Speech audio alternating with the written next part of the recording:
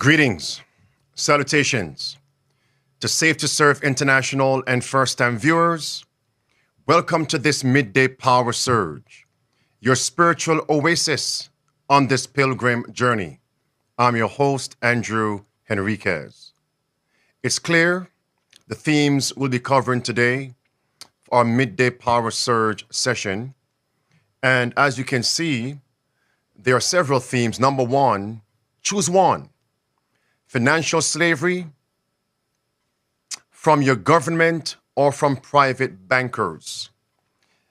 And if you take a look carefully in that description, you'll see a question. Which one do you prefer?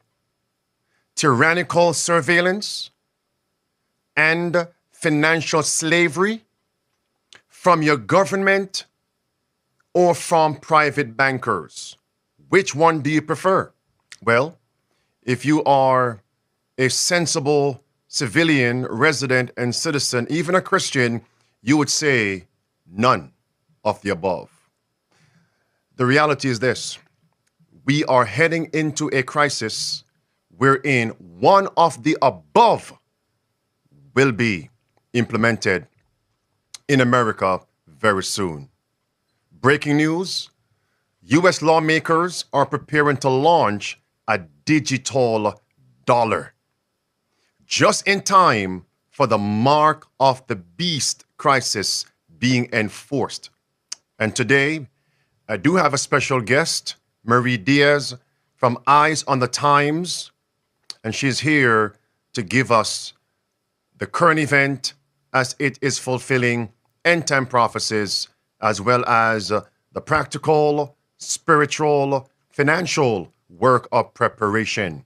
Marie Diaz, welcome. Thank you so much for having me, Pastor. It's great to be back.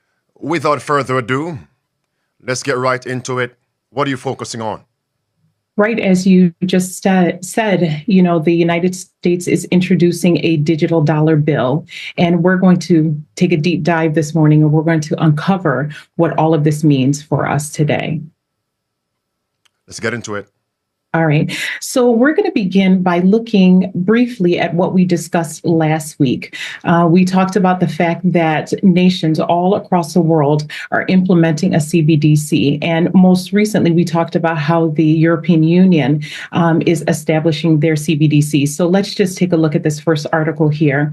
And it says the ECB, or the European Central Bank, targets October to finish digital euro preparation phase. And of course, they have been discussing rolling out this central bank digital currency over there. And so she has set out that in October of 2025 is the official rollout date. And so let's take a listen to this clip from Christine Lagarde, where she's going to discuss this very fact. Here it is.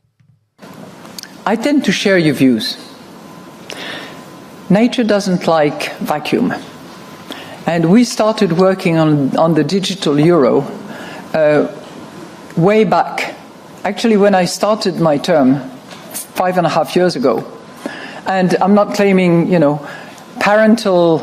parentality on the digital euro, because my colleague Benoit Cœuré had already committed a speech on this matter before I arrived. But I certainly carried on with that project, and subsequently Fabio Panetta on the board, and then Piero Cipollone, who has replaced Fabio, have taken the lead together with a very, very good team, which is focused on accelerating the pace and hopefully campaigning enough with all the stakeholders, meaning European Parliament, meaning European Council, meaning European Commission, so that we can eventually, not put to bed, but put to reality this digital euro.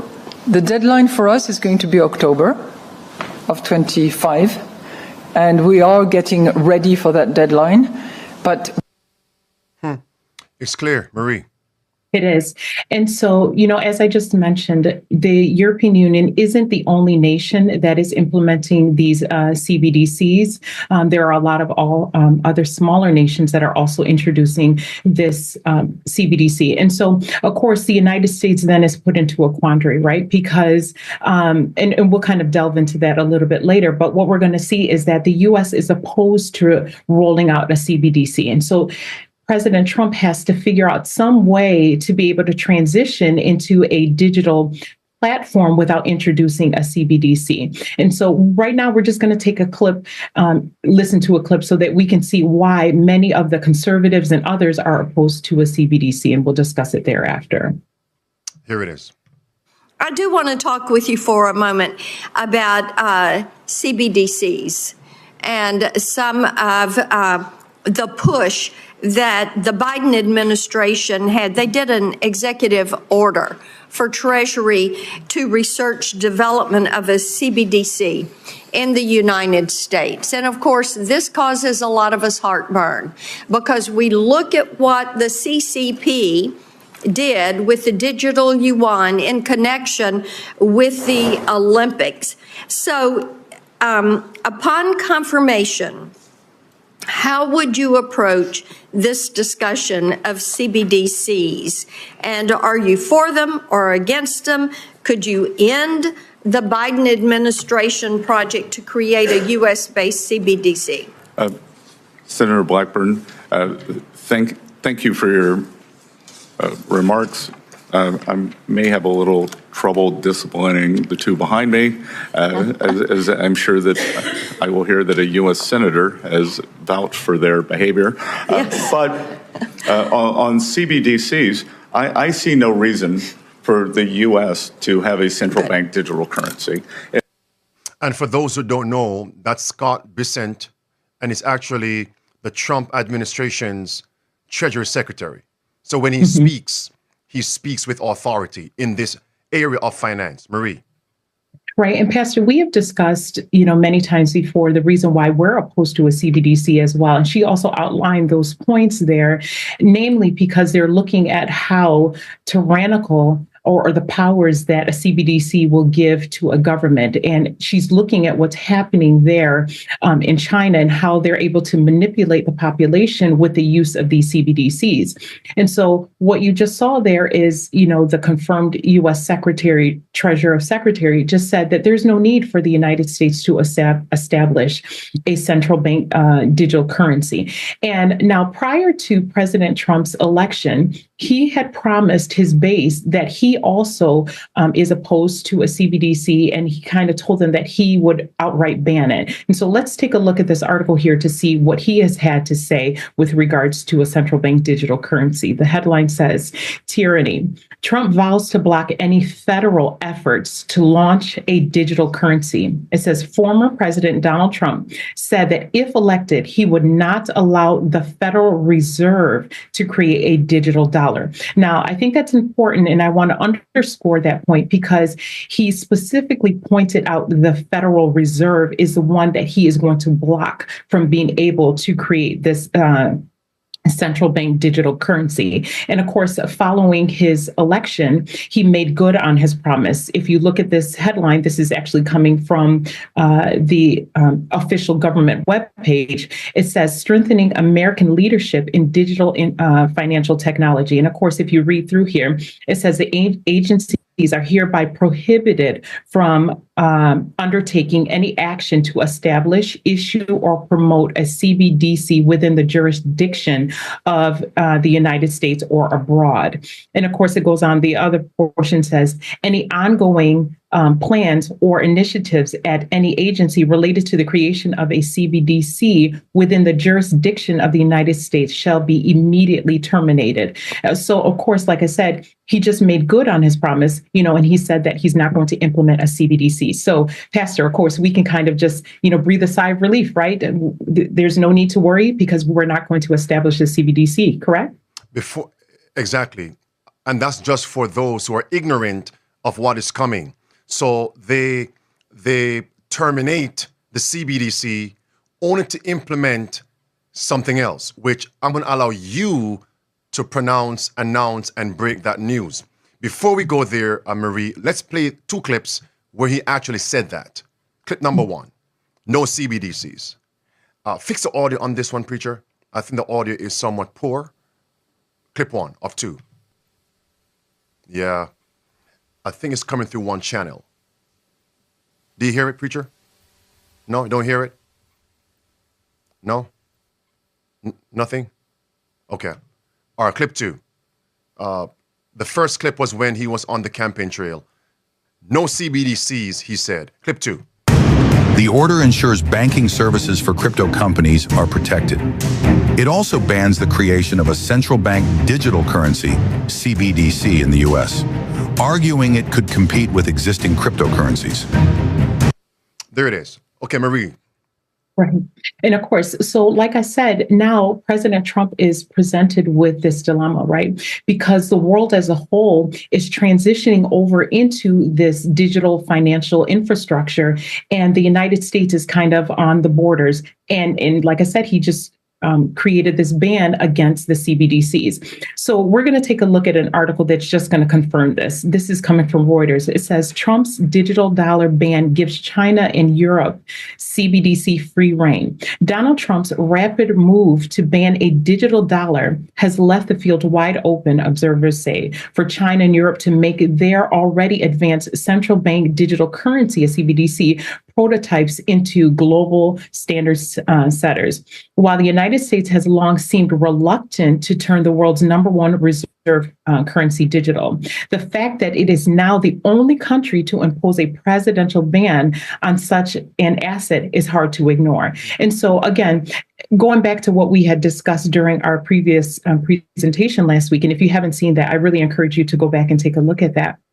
One of the things that they noted is that 86% of the nation's central bank are looking to implement a CBDC, right? And so one of the reasons, again, why they're opposed to this is because a CBDC affords the government the opportunity to be able to surveil and track their users, right? And so President Trump has to figure out what he's going to do to be able to implement the same system and avoid kind of an overt idea where people are going to be able to see that the same system that he's going to implement is going to do the exact same thing that a CBDC would do. And so what has President Trump decided to do? He's decided to establish, stable coins. And of course, Pastor, many people believe that this no buying, no selling system is something that's way off into the future, right? And we've been trumpeting the horn here, been telling people that it's coming. And here we are, on the precipice of this system going into effect. So in actuality, people breathed a sigh of relief when President Trump said no CBDCs. And they thought, okay, no surveillance, no traceable money, none of it. No financial slavery, only for him now to say, okay, no to CBDC and yes to stable coins. You see, friends, understand this. The CBDC is government backed. The stable coins, private bankers. That's what we're seeing here. And if you notice, the CBDC would fit a Democrat platform. Big government. Come on, friends, think about it. Democrats, big government. But the Republicans, what? Small government. Privatize everything. So one is CBDC and the other is a stable coin. They're both cryptocurrencies, digital money. Both are traceable, programmable. Marie, take it away. Yes. And so what we're going to see now is that they're already working on this legislation. I mean, I found out about this earlier this week, but I found that they have been working on this at least for a month or two. And so it's already passed through some of the, through the Senate. And so, like I said, we're going to delve into this. We're kind of behind schedule, but let's take a look at this headline here. It says Trump addresses Digital Asset Summit, urges Congress to pass stablecoin, right? Okay, and we're going to listen to a few clips, again, where you're going to hear President Trump as well as the current U.S. Treasury Secretary discuss what they're looking to do. Let's take a listen to those clips. Clip 1. I've also called on Congress to pass landmark legislation creating simple, common sense rules for stablecoins and market structure. With the right legal framework, institutions large and small will be liberated to invest, innovate, and take part in one of the most exciting technological revolutions in modern history. It's so big, it's, I think, as big as you can get. Pioneers like you will be able to improve our banking and payment system and promote greater privacy, safety, security, and wealth for American consumers and businesses alike. Like he said, this is huge, right? It is going to completely revolutionize the banking system. But let's take a listen to the second clip here. Clip 2. And we are going to put a lot of thought into the stablecoin regime. And as President Trump has directed, we are going to keep the U.S. the dominant reserve currency in the world, and we will use stablecoins to do that. Thank you. Now, he used some very interesting language there, if you caught it. He talked about using the stablecoin regime. And now, when you think of regime, you think of authoritarian, right?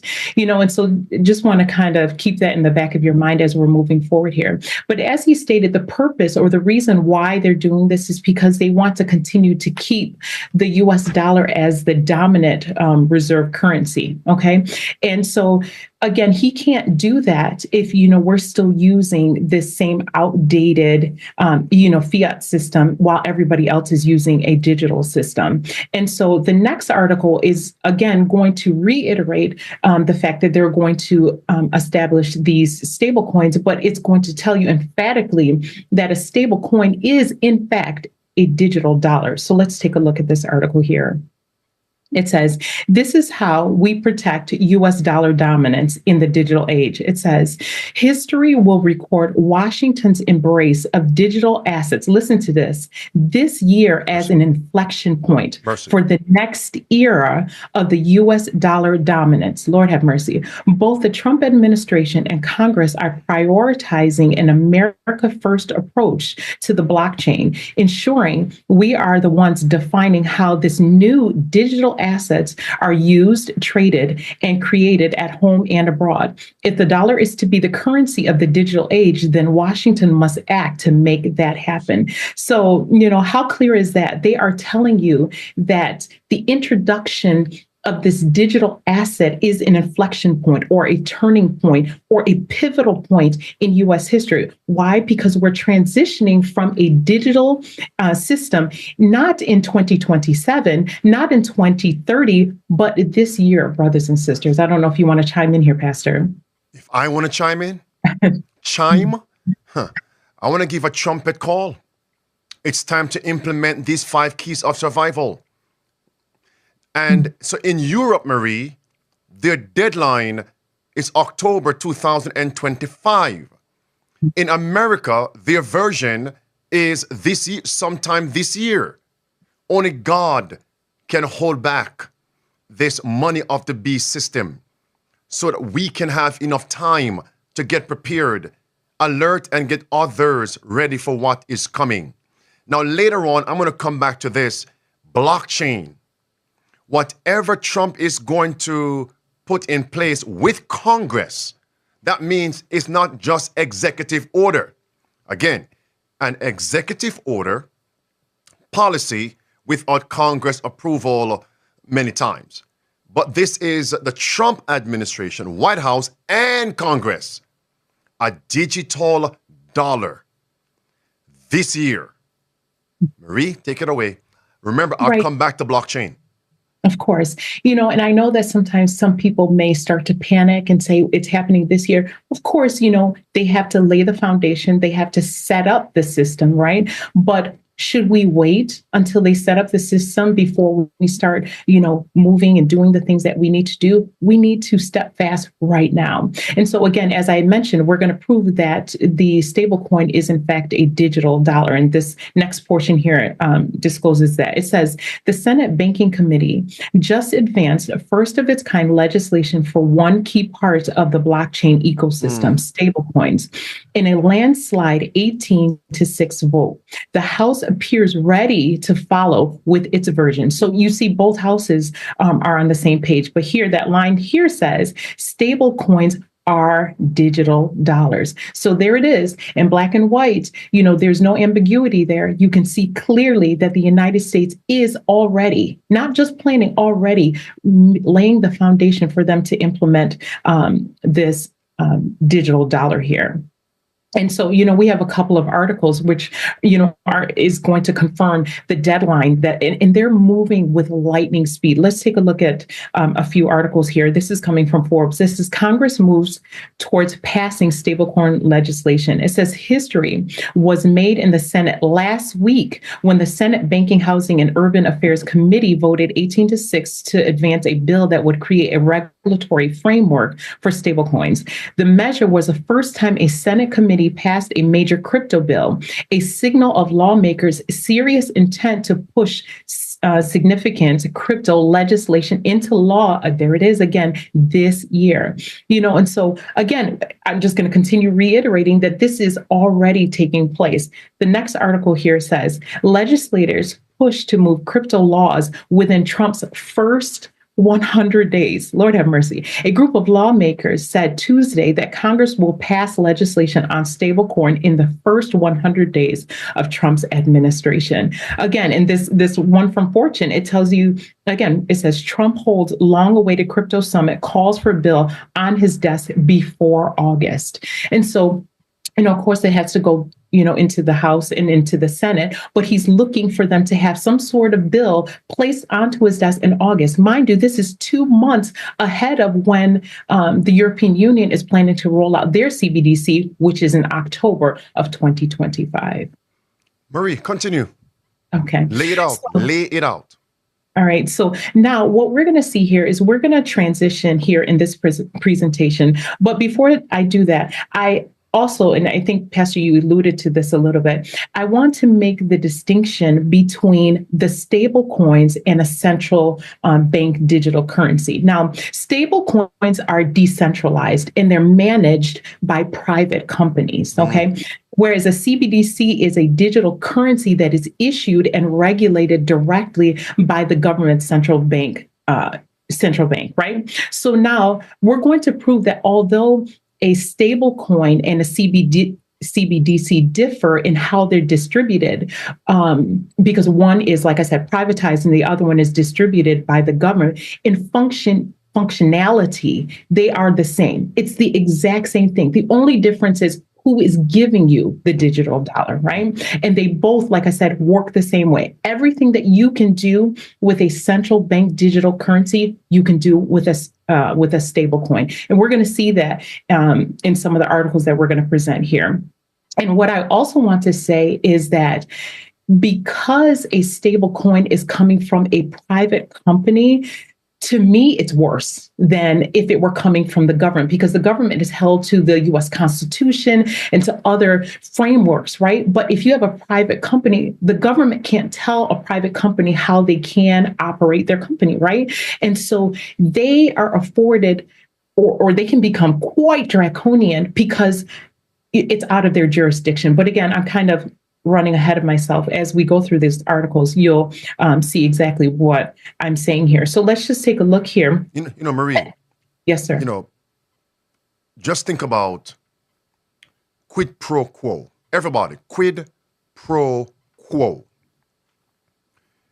Just imagine on the surface, we saw what, I'm going to make a connection between the religious side with Trump and the financial side with Trump. In the open, we see how the church leaders have a quid pro quo with Trump.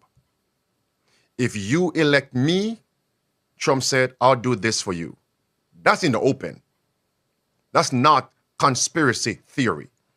Just imagine the private bankers in some clandestine meeting, in some back room, in some penthouse apartment office building.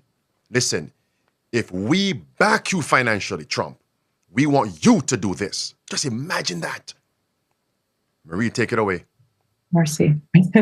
Very solemn, right? And isn't it interesting that during President Trump's inauguration, he had all of the oligarchs, all of the tech companies, all of, and of course, you're not going to see the big wigs, all sitting by, because of course, they don't want you to know their connection with them. But as you rightly stated, I mean, they're all in bed with each other. It's about, the companies that make money. And we know that the love of money is the root of all evil. And so what won't they do, given the right price? But let's take a look at this headline here. It says, the Genius stablecoin bill is a CBDC Trojan horse. And of course, the Genius, the name of the bill is called Genius, is a stablecoin bill that has been introduced to the law that the lawmakers are currently working on. The article continues. The recent Genius stable bill in the U.S. is merely a thinly veiled attempt to usher in central bank digital currencies. Currency controls through privatized means. This is exactly what we've been talking about. It says the U.S. government will punish stablecoin issuers that do not comply with the new regulatory framework. So let's just pause there for a moment, because, like I said, these private companies have to receive permission from the U.S. government to be able to issue the digital assets or the digital currency, right? They have to abide by the rules of the government. So in essence, the government still holds the reins, even though somebody else, a third party, is doling out the digital assets. I'm not sure if that's clear for everyone. But it just goes to show that if the government establishes, rules and regulations that are draconian, that the companies can then, again, do whatever they desire to do, because they want to be able to receive permission to be able to give out the digital currencies. And so, like I said, the point that I'm really driving is just to show that regardless to who's giving it out, the government still stands at the top of the scheme, and they're the ones that give you the permission to be able to use it.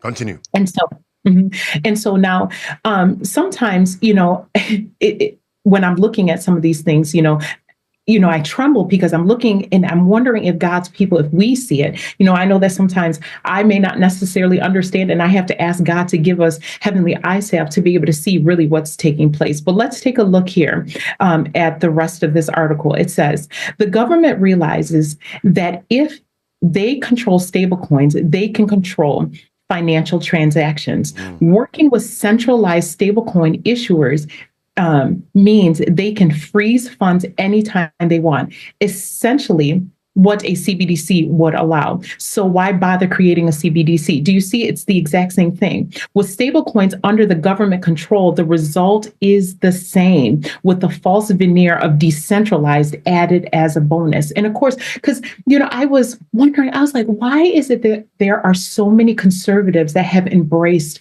cryptocurrency and Bitcoin? And then President Trump just recently established a reserve. And I'm like, I don't get it. And like I said, it's because I don't have a very deep knowledge of these things. And so as I was just mentioning, I pray and I'm like, Lord, what does this mean? And so the Lord providentially shows us clearly that what they're doing, and of course, it's an ingenious way of bringing in conservatives, right? Because as we mentioned at the beginning of this presentation, they're not going to go for a CBDC. But if you tell them that it's decentralized, that it's going through a private company, no, you don't have to worry about big government. They're going to go ahead and embrace it. But here we are. We see that this movement is on foot where they're establishing a digital currency. Carry on, Marie. Right. And, the other thing I just wanted to mention, even on this point here, is that, the Bible says that my people are destroyed for a lack of knowledge, and another place, Jesus, I think it was Luke 19, if I'm not mistaken, where he talks about because we didn't know the time, right? And how we're caught up in these snares. And this is why I'm so grateful for Midday Power Surge. Because there's so much information that we're being given, right? And sometimes, when we present these things, people may think that the intent is to scare people. It isn't to scare anyone. Think about it. You don't think that a meteorologist is trying to scare you when they tell you that a hurricane is coming, right? They tell you in advance so that you can make the necessary preparations so that you can be prepared, so that you can board up your home or you can evacuate. That is the purpose of us introducing or talking about these things, so that you can make the necessary preparation and realize that you don't have 2-3 years to get into the country to come off of the system. But this is something that we need to do right now. And so now we're going to transition here. And this is when we're going to listen to a clip. And this is coming from Catherine Fitts. And for those of you who don't know, Catherine Fitts, she was a part of former President Herbert Walker Bush's administration. And so this is somebody that's way up there. She clearly knows what she's talking about. And she's going to reaffirm the same things that we're telling you here based on the previous article. So let's take a listen to that clip here. Catherine Fitts. You look at how they're setting up the regulatory structure in the Genius Act, it looks like it's just a retail CBDC.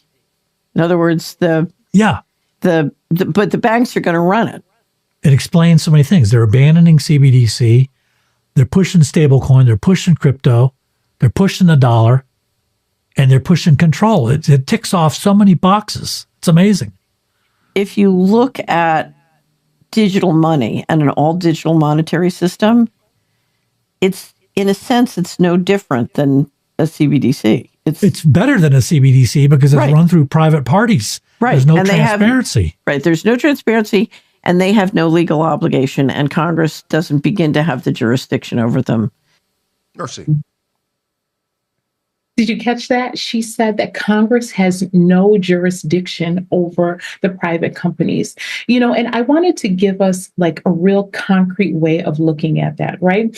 Now, through the U.S. Constitution, we have rights and privileges, right? We have the freedom of speech. We have all sorts of things, right? And Pastor, often you call it you woke, right?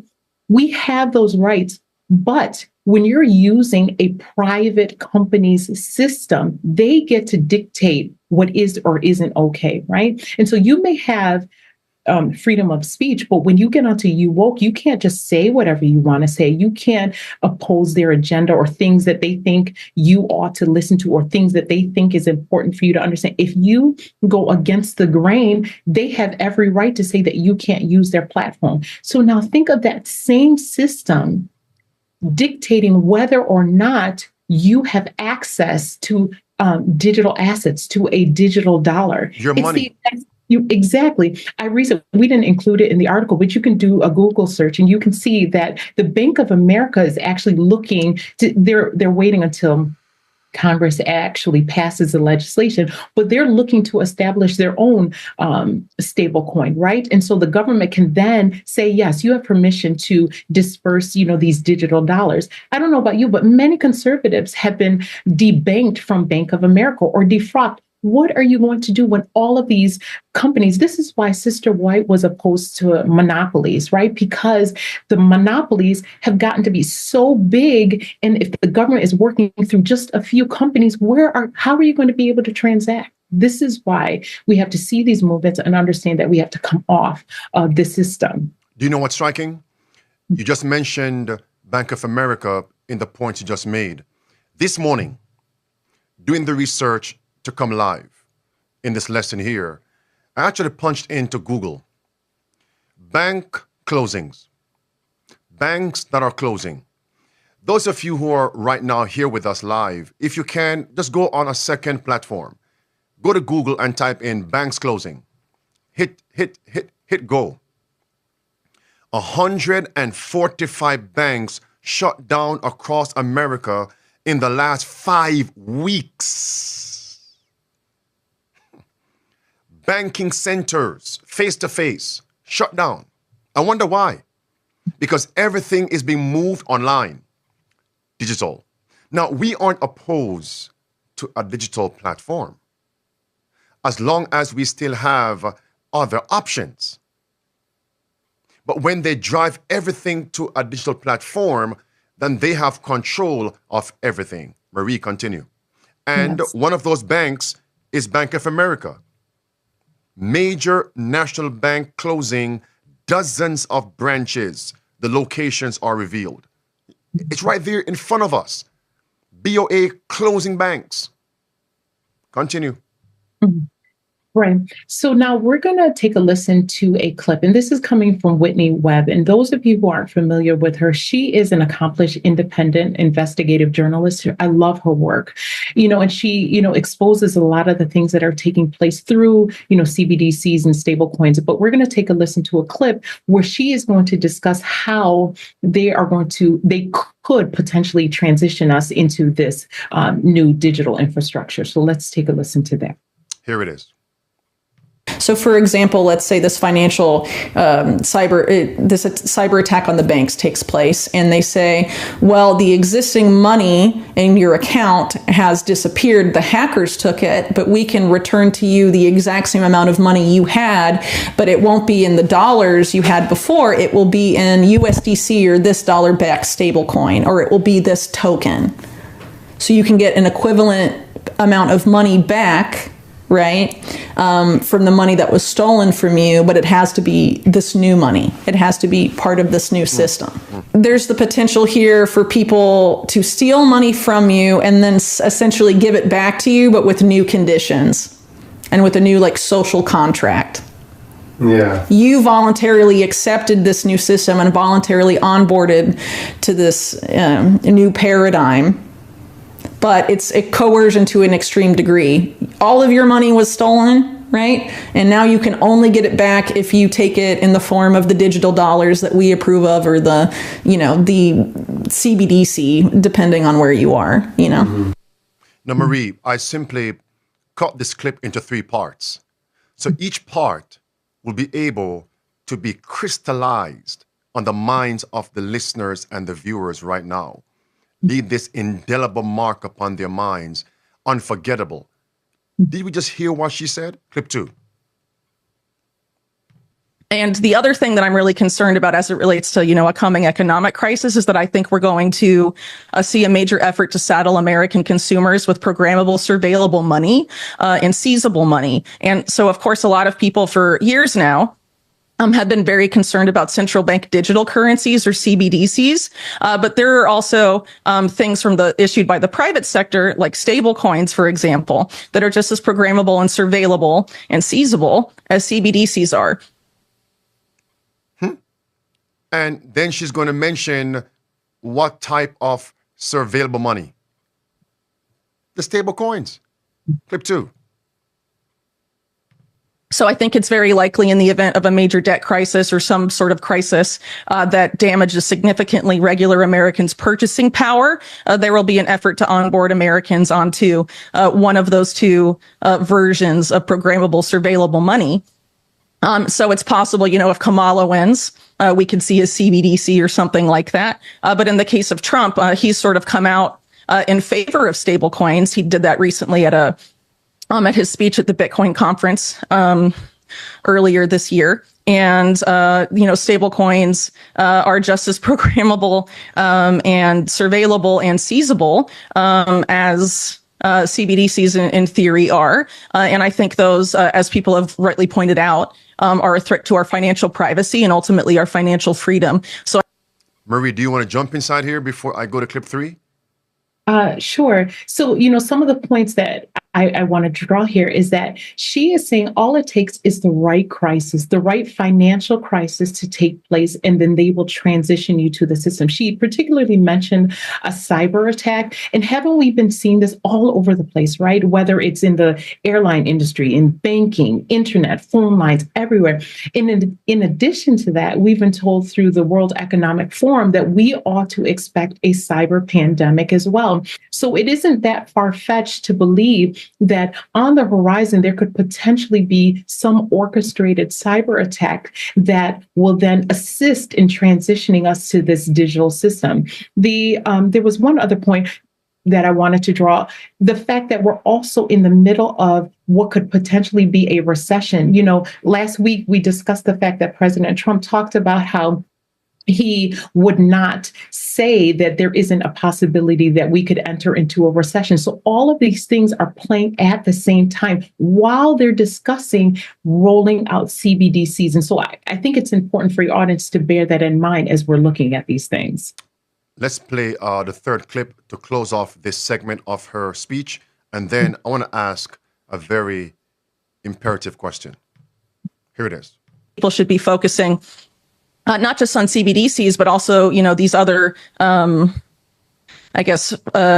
digital currencies that have the potential to offer those same, Orwellian functionalities to the people, issuing them and producing them. Do you want to close off here, Marie, and let me draw the question? Sure. The only thing that I really want to say here is that there is that misconception that conservatives and others who are embracing Bitcoin and all of these things, remember, it's all digital money, right? And so in a flick of a switch, you've lost your money. And so this idea that because it's decentralized or because it's coming from a private company somehow means it's less draconian is a misconception. And we want to be able to, remove that veneer so that everyone can see the danger with these stable coins. And that's exactly where I was going with the question. Number one, just imagine, Marie, if we were brought into the public sphere and the public square and speaking to the so-called conservative wing who denounce the CBDCs but exalt the cryptocurrencies, i.e. the stable coins from President Trump, not realizing that it does the same thing. Surveillance, loss of financial freedom runs contrary to your financial security. But now notice, Marie, imagine if we were brought on a podcast. We are brought into the circles of people such as Whitney Webb and Catherine Fitz. They can see clearly the danger of CBDC, government control issued, all right? But it takes away financial freedom. Now they can also see the dangers, the tyranny of the stable coins being pushed by President Trump because it's being issued by private bankers. So they have seen it, but just to an extent. They don't know who's behind, who is on top, who controls the private bankers. Imagine, Marie, if we were to ask them, Whitney Webb, Catherine Fitz, and those in that circle, whose eyes are being opened, do you believe in the Bible? And they say yes. End-time prophecies? Yes, we do. What if I were to show you from Scripture the power behind the private bankers? Would you want to see it? Would you believe it? Mm-hmm. I want to see it, they might say. I would believe it because it's from the Bible. Imagine, Marie, if we bring them to Revelation 18 and we read verse 2, Babylon is fallen, is fallen. We read verse 3, that the merchants of the earth are waxed rich because of Babylon. You look in the eyes, Marie, of Whitney Webb and Catherine Fitz. Who would you call the merchants of the earth today? What would be their response, Marie? Well, all of those who are going to, give out the digital assets. These are the private bankers. Exactly. All right. And then we say, who is behind them? Who makes them rich? Who is at the top of the financial food chain, quote unquote? It's Babylon. And then, Marie, I could just see us leaning over on the table in their presence, in their direction. Do you know who Babylon is? Do you want to know who Babylon is? You are a professional in your field. You do deep research, Catherine Fitz and Whitney Webb. Do you know who Babylon is? Do you want a thorough research to see who Babylon is? What do you think they might say, Marie? Of course they would want Sure. And then we say, give us 5 minutes. And we begin to walk it down through Scripture to identify ancient Babylon. And you come now to modern Babylon, and their eyes are open. Wait a minute, you mean Babylon in the primary sense is popery? That would be a fulfillment of Great Controversy, page 606.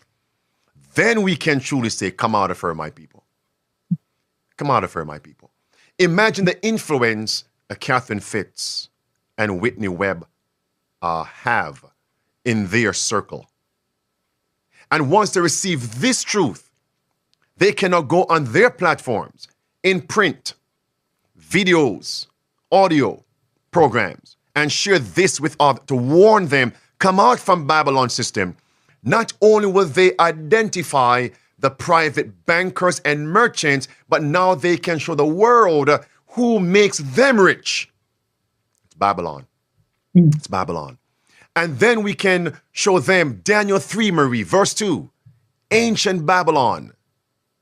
Marie, yes. I wonder if they would realize that in order for King Nebuchadnezzar to preserve the fall of Babylon, he made sure he controlled the treasurers.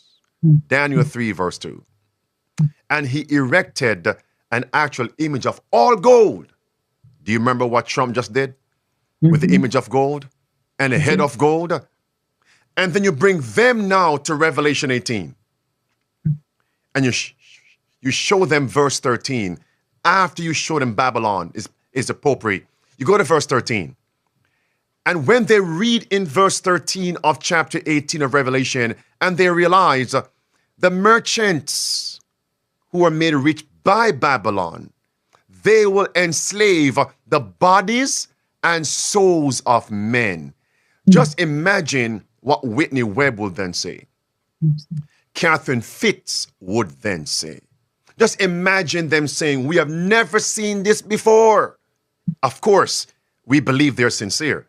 And if truth is presented, they would wholeheartedly accept it, get in harmony with God's word, and impart that to others. How many eyes could we open, Marie?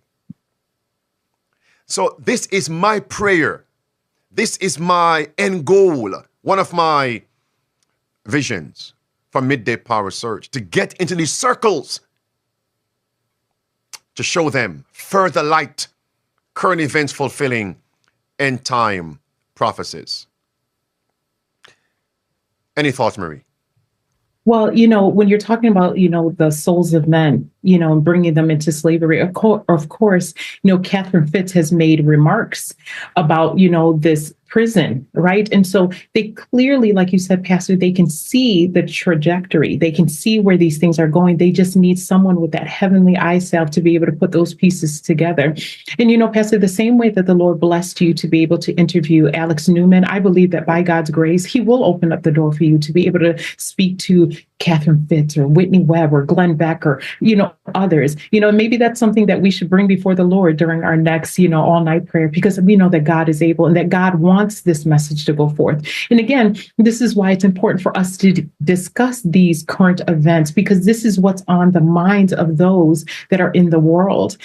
So woe to us if we're not able to discern what's happening and apply it to Bible prophecy. Marie, to confirm what you just said, to deal with the cynics, the mockers, and scoffers who are saying, oh, you're too ambitious. You're too proud and prideful. Did God not use 4 Hebrews, which also included Daniel, to speak to the king of the world's superpower Babylon, Daniel 2, and speak about money and the rise and fall of nations? Head of gold, silver, that's monetary value. Rise and fall of nations. God did that. And we can also take it now to Revelation 13. Imagine, Marie, you show Whitney Webb and Catherine Fitz and others. Revelation 13 now, the end goal, verse 15 through 17. You won't be able to buy or sell except you go along with this mark of the beast. Now they are going to want to know, please educate us. What do you see? Your perspective, what is the mark of the beast? Because we see the monetary system being erected. And we can say to Whitney Webb, we can say to Catherine Fitz, what is the end goal of this digital-only monetary system?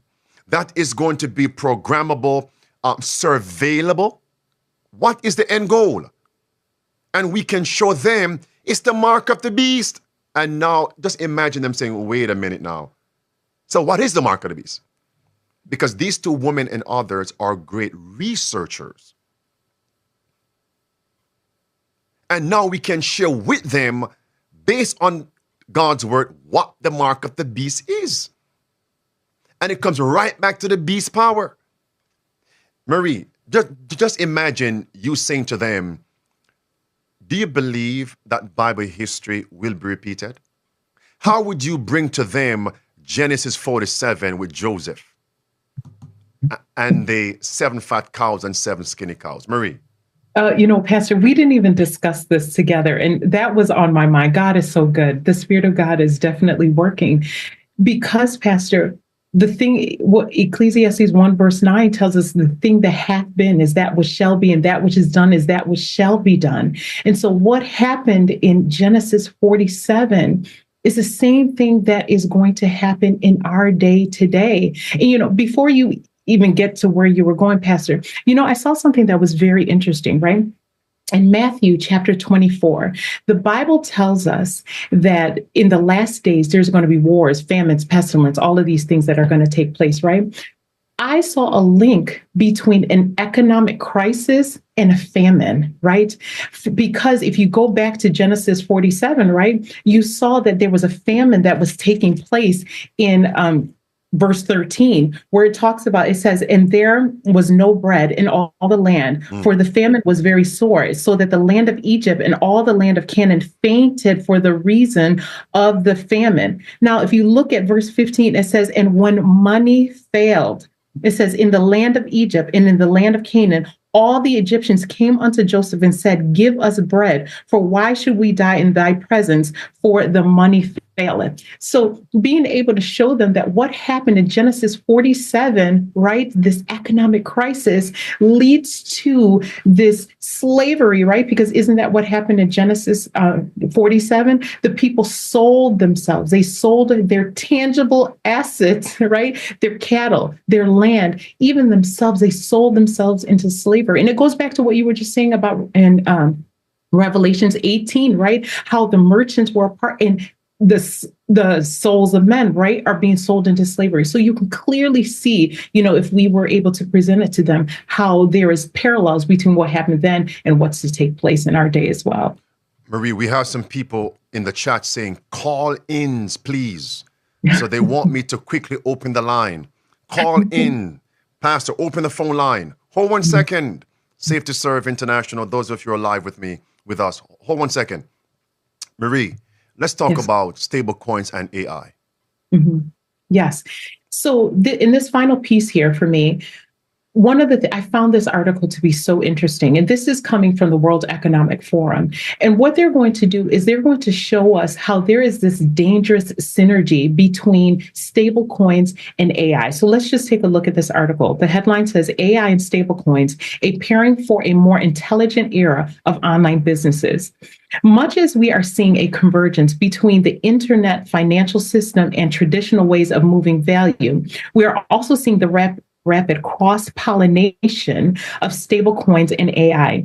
In many ways, these two seismic advances in technology work better together. Listen to this very carefully. It says, in addition, blockchain networks offer previously unimaginable levels of automation and efficiency through programmable smart contracts, which make it possible to design self-executing transactions that automatically take place once preset if then parameters are met. Now, that's a mouthful, right? And so I'm going to try to break this down, right? In essence, what they are saying is that with the implementation of a stablecoin, which is a digital dollar, right, and the AI infrastructure, they can create a system that is automated and programmable, right? So how does this work? So they input data on an if-then kind of preset into the system, and it's self-executing, right? So now I'm going to give you an example of what it means when they say an if-then parameter. So if the government gives, let's say, for instance, everyone 100 carbon credits, right? If you exhaust your 100 carbon credits, then the system will restrict purchases that would exceed your carbon allowance, right? So an example of this would be, right, if you run out of carbon credits, right, then the system automatically restricts your ability to be able to buy gas. So, and of course, this is self-executing, which means that they just create the system. There's no human, there's no third party, there's nothing. It's just a machine saying, I don't know what you did, but you ran out of your carbon credits, and so we're going to restrict your gas. This is what they're talking about putting together. This is what is going to happen. Remember, President Trump just spent, what it was, $500 billion on this Stargate project, which is this AI infrastructure. In addition to that, he just said that he is establishing the United States as the crypto reserve currency. I mean, I don't know how much plainer we can make it. They're putting these two systems together so that once they roll it out, they can manipulate it. Whitney Webb and Catherine Fitz just said that they are able to program, surveil, and also seize your assets once we transition into the system. It's plain if you want to see it. Money of the beast system.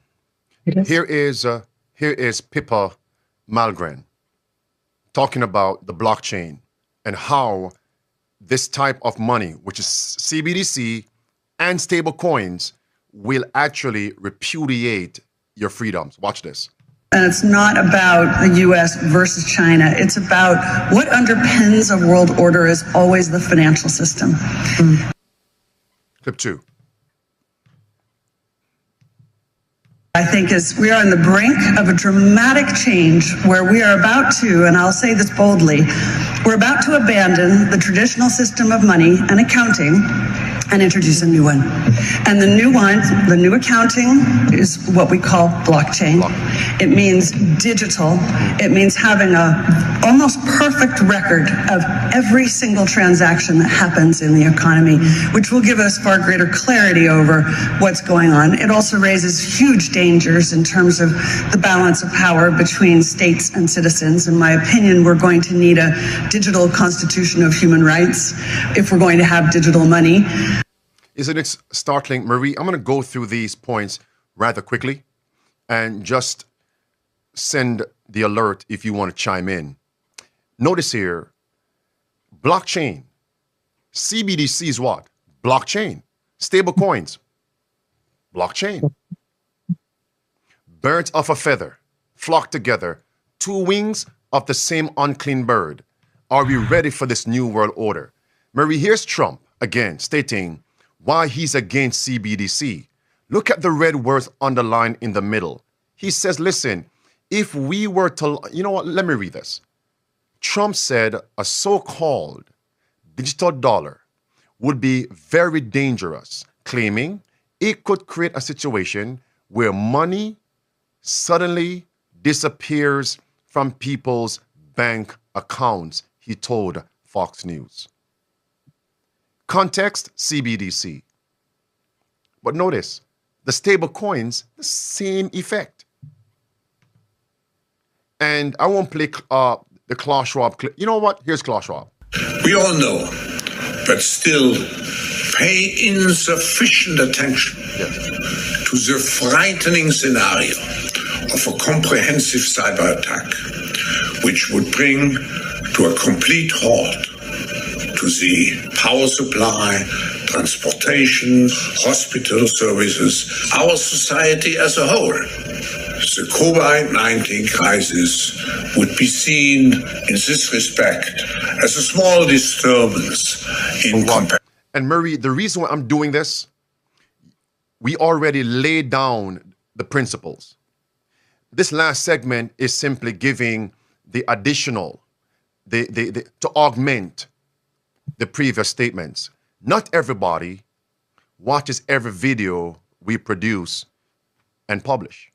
Some folks have never seen these points connecting for the big picture. Watch this.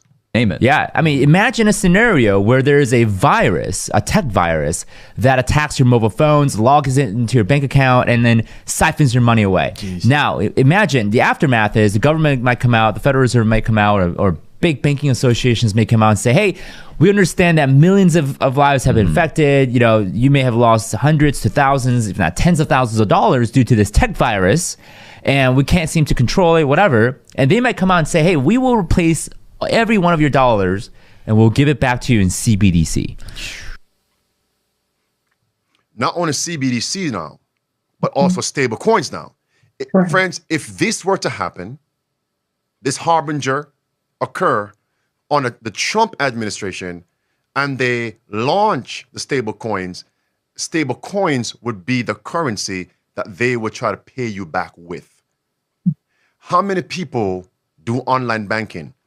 In 2024, it was 71% of the population. Just imagine that. Trump will be the crypto president of the world. Here it is.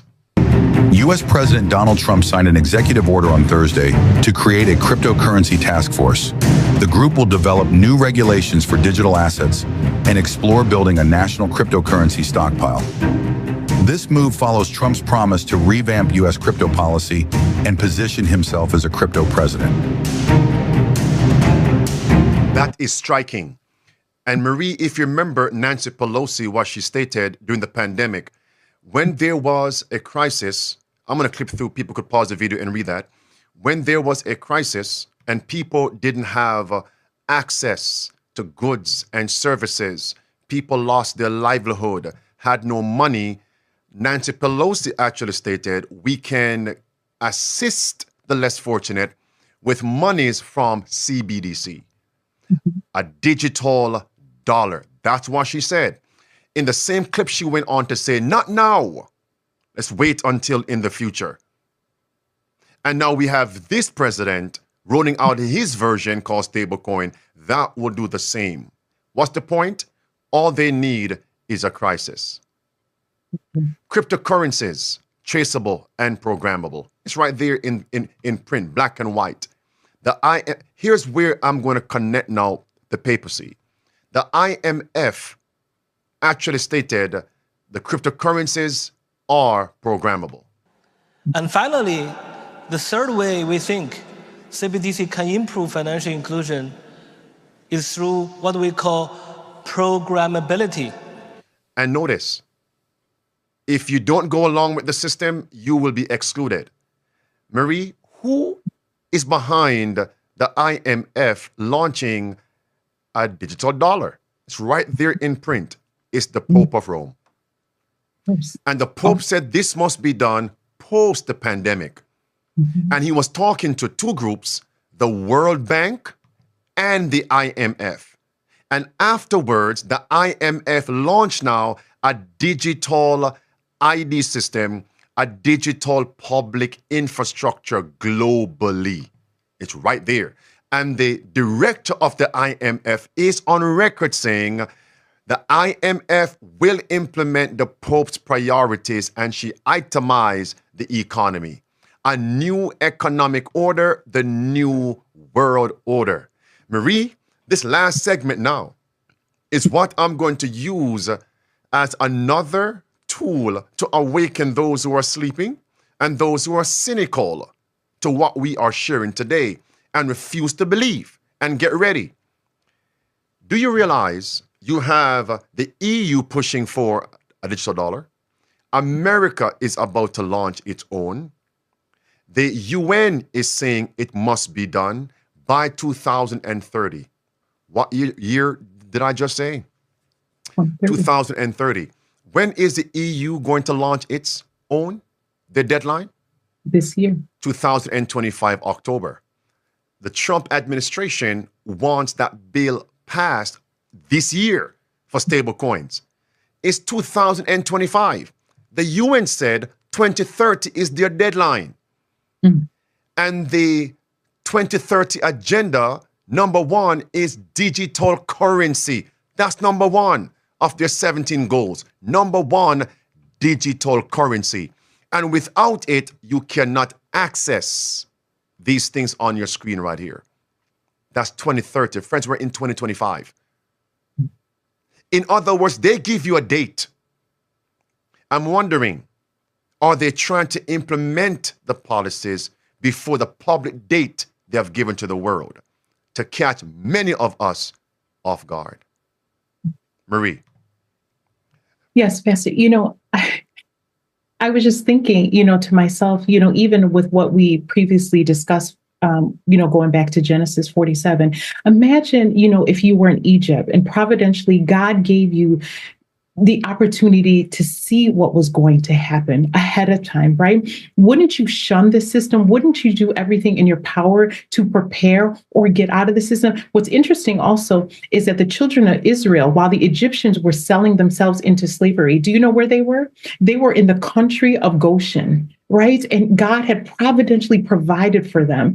And so it's the same thing with us. We have been blessed with the Bible and the spirit of prophecy that has told us years ago that these things were going to take place.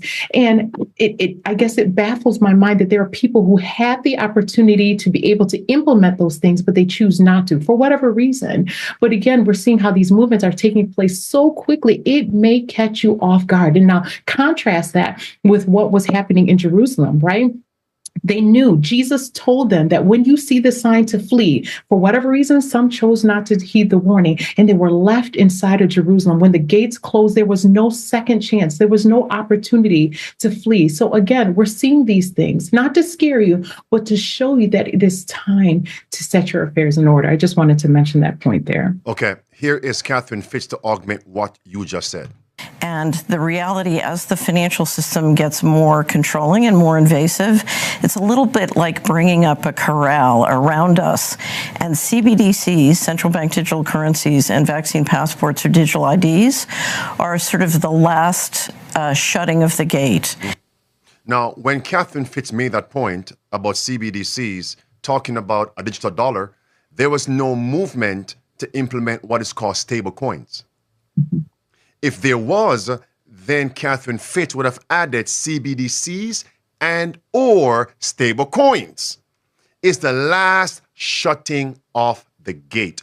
When you shall see, there it is, when you shall see Jerusalem, 3, Jerusalem compassed about with armies, know the desolation thereof is nigh. Marie, here's my closing point.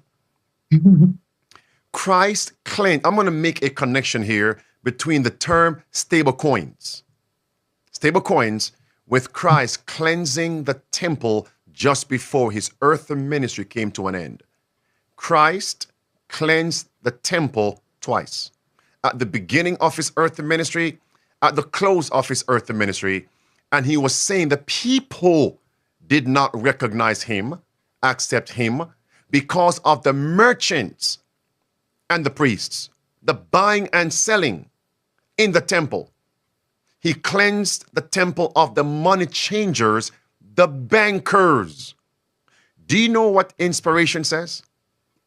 That the money they were using was called a coin. A coin.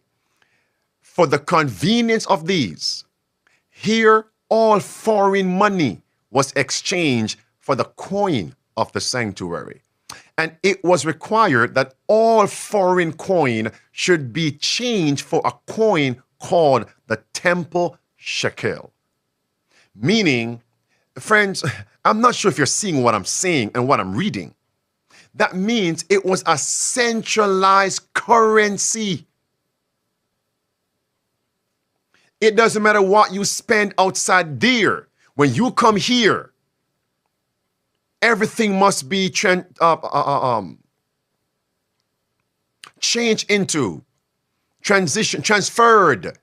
into this currency. It was a one currency system, this coin.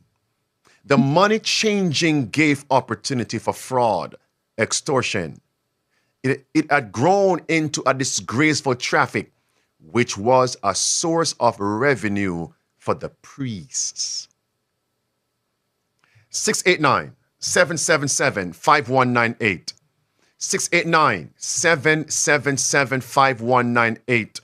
I want to hear from you. What's your feedback from what we covered in the lesson? Marie, as you're calling in, any closing words? Pastor, with everything that was said today, it's time again. We say this every time we gather, that it's time for us to implement those 5 keys of survival. I was reading this morning in the Spirit of Prophecy today, what she says, move steadily forward in the path of duty and leave the consequences with God.